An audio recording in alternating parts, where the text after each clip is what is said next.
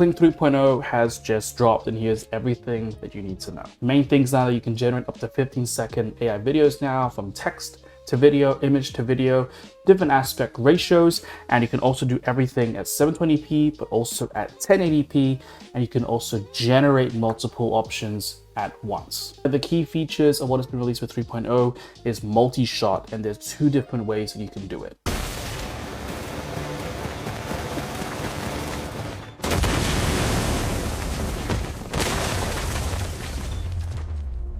If you select the toggle at the bottom for multi-shot and you just type in a text prompt for your image or just a text straight to video, you'll see that your output contains scene cuts in there that are automatically done to give you a more cinematic feel. You can actually control these just based off your text prompt as well by asking for different camera angles and parts of the scene. KLING 3.0 does really well to keep the consistency of the character and the environment and everything while giving you those. The more advanced way to use this is called custom multi-shot. And this is where you can break down individual shots that you want to individually prompt and also select the duration of those scenes as well. To get started, I really recommend creating a 10-second or 15-second clip so you can really see those cuts. When you go through the custom multi-shot, you can see you can add quite a few shots here with a text prompt describing what happens, where the camera is, and what it's focusing on, and then also select how long you want that scene to go for.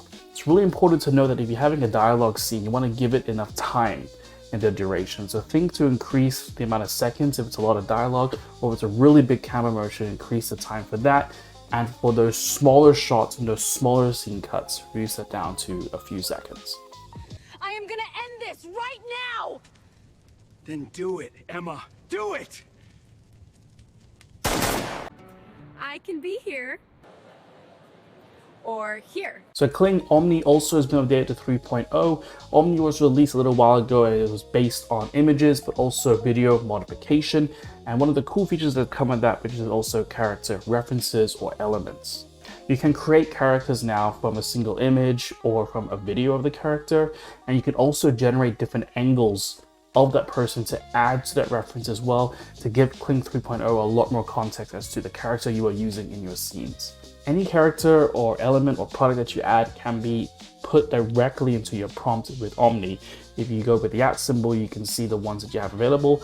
Select the ones that you want and put in the text prompt as you normally would, and it will do its best to attach that character to the final result. As a little tip here to get a better look of your character, if you only have one shot of them from the front, you can use KLING Omni image generation to get different angles of them. So you want to get an angle of the person looking at the camera, maybe from the side or above them as well. Just gives more context when the scene generates and they're moving around.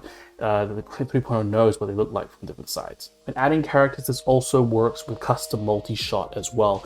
And you can get one character moving through a scene or of your final video in different environments, different dialogue, doing different things, wearing different clothes. It can all be done there and gives you a lot of control over your result, and the consistency is extremely strong. Why do we live here again? I have no clue anymore. Life has never been so fresh. KLING 3.0 is such a huge release, and one of the other features that it got really good at is dialogue. It already has native audio from previous updates, but now dialogue between multiple characters is also noticeably improved as well. I am done doing your dirty work! You haven't even started yet. You can use those character references to give each person a different dialogue, or include it in your prompt as well and be very clear which character is saying what with a particular accent or language or with a particular tone. And you can also use a second character in that scene as well. And it works well with multi-shot because it can jump cut between both of those characters interacting. I am not ready to leave yet. Oh, you will be leaving. It's my bar. KLING 3.0 for me is a huge step forward. I've never created such realistic AI videos so fast before. I really recommend trying both text to video, image to video, and then going to that character reference as well. And try with products too. It's a really great model to get stuck into because when you're generating at 1080p, everything looks really crisp. And with the audio coming in and those multi-shots, you can get really cinematic footage fast. I recommend going and checking it out.